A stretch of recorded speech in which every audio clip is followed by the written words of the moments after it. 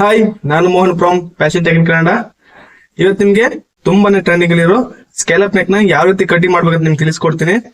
ನೀವೇನಾದ್ರೂ first time video ನೋಡ್ತಿದ್ರೆ please subscribe ಮಾಡ್ಕೊಳ್ಳಿ, ಹಾಗೆ ಬೆಲ್ ಐಕನ್ ಪ್ರೆಸ್ ಮಾಡ್ಕೊಳ್ಳಿ. ನಾನು ಹೇಳ್ಕೊಡುವಂತ ಮೆಥಡ್ ತುಂಬಾನೇ ಈಸಿ ಆಗಿರುತ್ತೆ. ವಿಡಿಯೋನ ಎಲ್ಲೂ ಸ್ಕಿಪ್ ಮಾಡಿ ನೋಡಿ. ನೀವೇನಾದ್ರೂ ವಿಡಿಯೋ ಸ್ಕಿಪ್ ಮಾಡಿದ್ರೆ ನಿಮ್ಗೆ ಇಂಪಾರ್ಟೆಂಟ್ ಆಗಿರೋ ಟ್ರಿಕ್ಸ್ ಮಿಸ್ ಆಗುತ್ತೆ. ಹಾಗಾಗಿ ವಿಡಿಯೋನ ಸ್ಕಿಪ್ ಮಾಡದೆ ಕಂಟಿನ್ಯೂ ನೋಡಿ. ಬನ್ನಿ ವಿಡಿಯೋ ಶುರು ಮಾಡೋಣ. ಕ್ಲಾತ್ ಒಂದ್ಸಲ ನೀಟಾಗಿ ಐರನ್ ಮಾಡ್ಕೊಳ್ಳಿ. ಅಂದ್ರೆ ಈ ರೀತಿ ಫೋಲ್ಡ್ ಆಗಿರುತ್ತಲ್ವಾ, ನೀಟಾಗಿ ಐರನ್ ಮಾಡ್ಕೊಂಡ್ರೆ ನಿಮಗೆ ಕಟಿಂಗ್ ಮಾಡ್ಲಿಕ್ಕೆ ಈಸಿ ಆಗುತ್ತೆ. ಮತ್ತೆ ಮಾರ್ಕ್ ಏನೋ ತುಂಬಾ ನೀಟಾಗಿ ಬರುತ್ತೆ. ಫಿಟ್ಟಿಂಗ್ ಅಲ್ಲಿ ಏನೇ ಪ್ರಾಬ್ಲಮ್ ಆಗಲ್ಲ, ಇಶ್ಯೂ ಬರಲ್ಲ. ಹಾಗೆ ಒಂದ್ಸಲ ಕ್ಲಾತ್ ನೀಟಾಗಿ ಐರನ್ ಮಾಡ್ಕೊಬಿಡಿ. ಓಕೆ,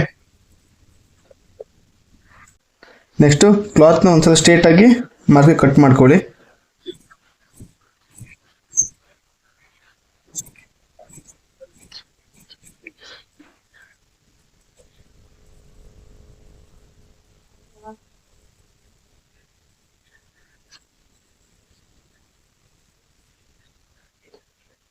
ಆಮೇಲೆ 1/2 ಇಂಚ್ ಮಾರ್ಜಿನ್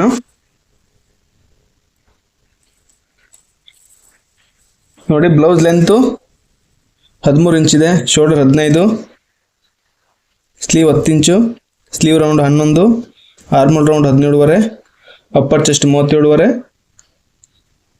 ಚೆಸ್ಟ್ 40 ಅಂದರೆ middle chest, waist measurement 33, dot point 11, front neck 8.5, back neck 11 inch. Okay, ನೀವ್ಯಾರು ಈ ರೀತಿ ಮೆಜರ್ಮೆಂಟ್ನ ನೋಟ್ ಮಾಡ್ಕೊತಿದ್ರೆ ಯಾರು ಮಾಡ್ಕೊತೀರಿ ಅಂತ ಒಂದ್ಸಲ ಕಮೆಂಟ್ ಮಾಡಿ. ಯಾರು ಇದೇ ರೀತಿ ಮೆಜರ್ಮೆಂಟ್ನ ನೋಟ್ ಮಾಡ್ಕೊತೀರಿ ಅಂತ ನೋಡೋಣ. ಫಸ್ಟು 1/2 ಇಂಚ್ ಮಾರ್ಜಿನು, 13 ಇಂಚು ಬ್ಲೌಸ್ ಲೆಂತ್, ಅಂದರೆ 1/2 ಇಂಚ್ ಎಕ್ಸ್ಟ್ರಾ ತಗೊಳ್ಳಿ, 13.5. ಈ ಕಡೆ ಸೇಮ್ 13.5 ತಗೊಳ್ಳಿ. ಅಪ್ಪರ್ ಚೆಸ್ಟು 37 ಇದೆ, 37ನ 6 ಭಾಗಿಸಿ 6 36, 6.25 ಬರುತ್ತೆ. ಇಲ್ಲಿ ಕರೆಕ್ಟಾಗಿ 6.25ಗೆ ಮಾರ್ಕ್ ಮಾಡ್ಕೊಳ್ಳಿ. ಓಕೆ,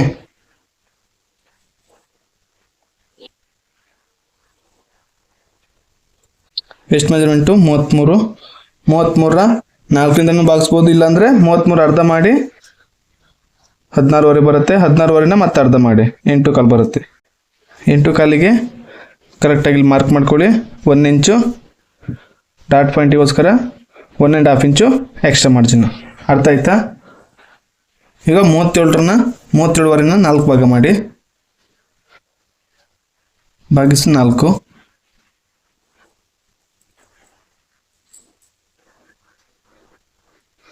37 ಅರ್ಧ 37.5 ಅರ್ಧ 18.25 ಬರುತ್ತೆ. 18.25 ಅರ್ಧ 9.1 ಬರುತ್ತೆ. ಆಮೇಲೆ 1.5 ಇಂಚು extra margin.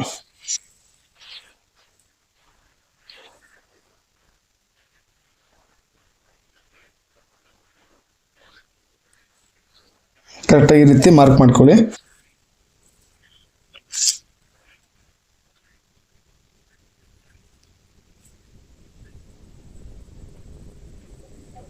ಹದಿನೈದುವರೆ shoulder,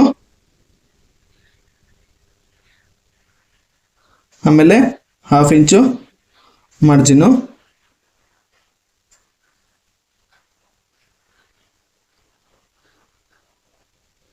shoulder belt 2.25 ಇಂಚು ರೆಡಿ ಬೇಕು, 1/4 ಇಂಚ್ ಈ ಕಡೆ ಸ್ಟಿಚಿಂಗ್ ಮಾರ್ಜಿನ್. ನಿಮ್ಗೆ ಈ ರೀತಿ ಶೋಲ್ಡರ್ ಫಾರ್ಮುಲಾ ಬೇಕು ಅಂತ ಹೇಳಿದ್ರೆ ಪ್ಲೀಸ್ ಕಮೆಂಟ್ ಮಾಡಿ. ಲಾಸ್ಟ್ ವಿಡಿಯೋದಲ್ಲೂ ಹೇಳಿದ್ದೆ, ಆಲ್ಮೋಸ್ಟ್ ಯಾರೂ ಕಮೆಂಟ್ಸ್ ಮಾಡಿಲ್ಲ. ಆ ವಿಡಿಯೋಗೆ ಲೈಕ್ ಬಂದಿಲ್ಲ, ಹಾಗಾಗಿ ಆ ವಿಡಿಯೋ ಬಗ್ಗೆ ಲಕ್ಷ್ಯ ವಹಿಸಲಿಲ್ಲ. ನಿಮಗೆ ಶೋಲ್ಡರ್ 15 ಇದ್ದವಾಗ ಅಥವಾ 16 ಇದ್ದವಾಗ ನೆಕ್ ಡೀಪು 10 ಇಂಚ್ ಇರಲಿ ಅಥವಾ 9 ಇಂಚ್ ಇರಲಿ, ಅಂದರೆ ಶೋಲ್ಡರ್ ಮೆಜರ್ಮೆಂಟ್ ಯಾವುದೇ ಇರಲಿ, ನೆಕ್ ಡೀಪು 10 ಇಂಚು 9 ಇಂಚು 8 ಇಂಚು ಎಷ್ಟೇ ಇರಲಿ, ಅದನ್ನ ಯಾವ ರೀತಿ ಮೈನಸ್ ಮಾಡಬೇಕಂತ ಫಾರ್ಮುಲಾ ವಿಡಿಯೋ ಬೇಕಿದ್ರೆ ಪ್ಲೀಸ್ ಕಮೆಂಟ್ ಮಾಡಿ. ನಾನು ನಿಮಗೆ ಆದಷ್ಟು ಬೇಗ ವಿಡಿಯೋ ಮಾಡಿ ಅಪ್ಲೋಡ್ ಮಾಡ್ತೀನಿ. ಇಲ್ಲ ಅಂದರೆ ಈ ವಿಡಿಯೋನ ಸ್ಕಿಪ್ ಮಾಡ್ತೀನಿ. ಹಾಗೆ ನೆಕ್ಸ್ಟ್ ಬೇರೆ ಟಾಪಿಕ್ ಮೇಲೆ ವಿಡಿಯೋ ಮಾಡ್ತೀನಿ. ನಿಮಗೇನಾದರೂ ಈ ಶೋಲ್ಡರ್ ಮೆಜರ್ಮೆಂಟ್ ಫಾರ್ಮುಲಾ ಬೇಕು ಅಂದರೆ ಎಲ್ಲರೂ ಕಮೆಂಟ್ಸ್ ಮಾಡಿ. ಓಕೆ, ಇಲ್ಲೂ ಸೇಮ್ 5 ಕಾಲು.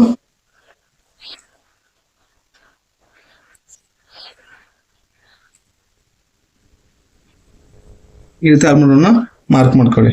ಇವಾಗ ಆರ್ಮರ್ ರೌಂಡ್ನ ಚೆಕ್ ಮಾಡಿ.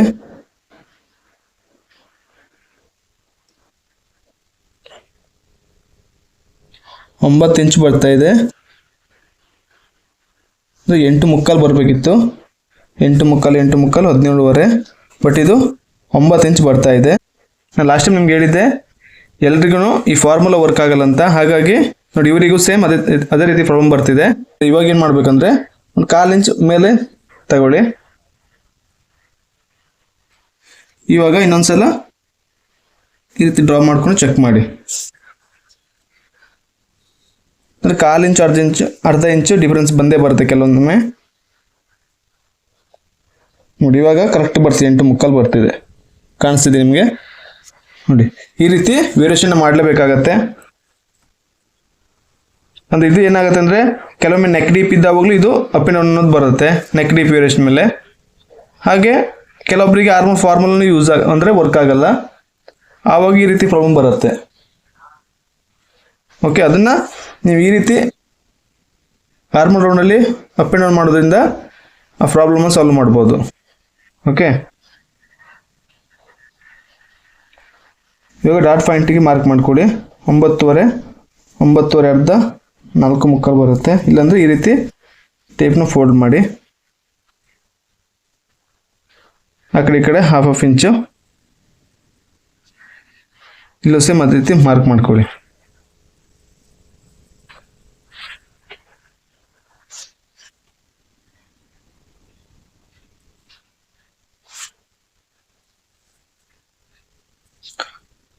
ಓಕೆ, ಇವಾಗ ನೆಕ್ ಡೀಪು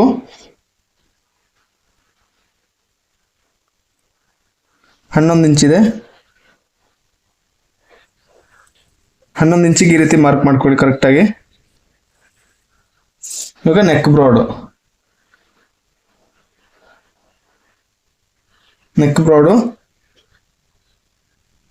3.5 ಇಂಚ್ ತಗೊಳ್ತಿದ್ದೀನಿ.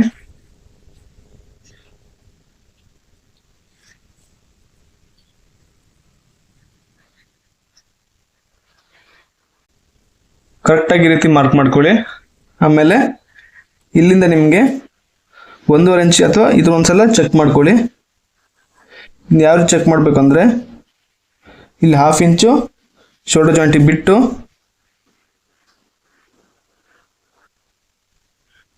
13.5 ಬರ್ತಾ ಇದೆ ಟೋಟಲಿ. ಈ ರೀತಿ ಚೆಕ್ ಮಾಡ್ಕೊಳ್ಳಿ. ಕರೆಕ್ಟಾಗಿ ಈ ರೀತಿ ಮಾರ್ಕ್ ಮಾಡ್ಕೊಳ್ಳಿ. ಒಂದ್ಸಲ ಚೆಕ್ ಮಾಡಿ ನೋಡಿ ಎಷ್ಟು ಇಂಚಿಗೆ ಬರುತ್ತೆ ಅಂತ. 1.5 ಇಂಚಿಗೆ ಬರುತ್ತೆ ಅಥವಾ 2 ಇಂಚಿಗೆ ಬರುತ್ತೋ ಅಥವಾ 1/4 ಇಂಚಿಗೆ ಬರುತ್ತೋ ಅಂತ ಲೈಟಾಗಿ ಮಾರ್ಕ್ ಮಾಡಿ ಒಂದ್ಸಲ ಚೆಕ್ ಮಾಡ್ಕೊಳ್ಳಿ. ಹಾಗೆ ಈ ವಿಡಿಯೋ ಇಷ್ಟ ಆಗಿದ್ರೆ ಪ್ಲೀಸ್ ಲೈಕ್ ಮಾಡಿ. ತುಂಬ ಜನ ವಿಡಿಯೋ ನೋಡ್ತೀರಾ, ಸಬ್ಸ್ಕ್ರೈಬ್ ಮಾಡ್ಕೊಡಲ್ಲ, ಆಮೇಲೆ ಲೈಕು ಮಾಡ್ತಾ ಇಲ್ಲ. ಪ್ಲೀಸ್ ಲೈಕ್ ಮಾಡಿ.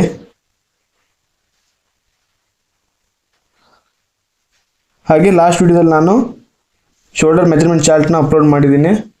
ಯಾರು ಆ ವಿಡಿಯೋ ನೋಡಿಲ್ಲ ಅಂದರೆ ಐ ಕಾರ್ಡಲ್ಲಿ ಆ ವಿಡಿಯೋ ಹಾಕಿರ್ತೀನಿ. ಹಾಗೆ ಡಿಸ್ಕ್ರಿಪ್ಷನ್ ಬಾಕ್ಸಲ್ಲೂ ಲಿಂಕ್ನ ಕೊಟ್ಟಿರ್ತೀನಿ.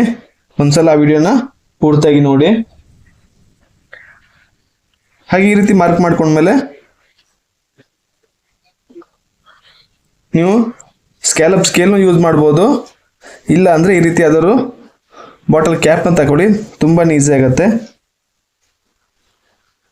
ಇದು ಚೀಪ್ ಆ್ಯಂಡ್ ಬೆಸ್ಟು. ಈ ರೀತಿ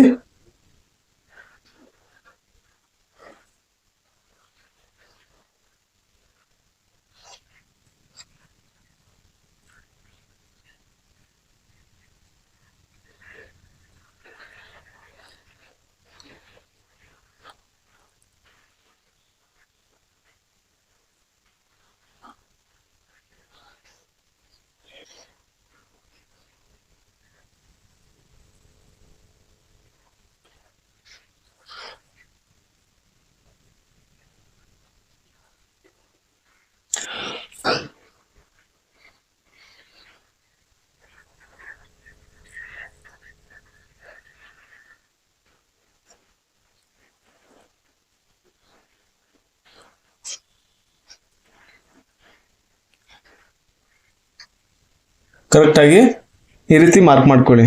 ಓಕೆ, ನಿಮ್ಗೆ ಇನ್ನೂ ಜಾಸ್ತಿ ಕರ್ವ್ ಬೇಕು ಅಂದರೆ ಈ ಥರ ಕ್ಯಾಪಲ್ಲಿ ಸ್ವಲ್ಪ ಚಿಕ್ಕದಾಗಿ ಕ್ಯಾಪ್ ತಗೊಳ್ಳಿ.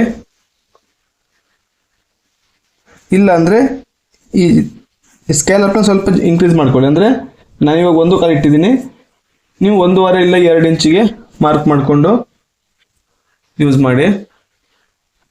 ಅವಾಗ ತುಂಬ ಚೆನ್ನಾಗಿ ಬರುತ್ತೆ. ನಿಮಗೆ ಈ ವಿಡಿಯೋ ಅರ್ಥ ಆಯಿತು ಅಂತ ಅಂದ್ಕೊಂಡಿದ್ದೀನಿ. ಇನ್ನೂ ಡೌಟ್ ಇದ್ದರೆ ಕಮೆಂಟ್ಸಲ್ಲಿ ತಿಳಿಸಿ.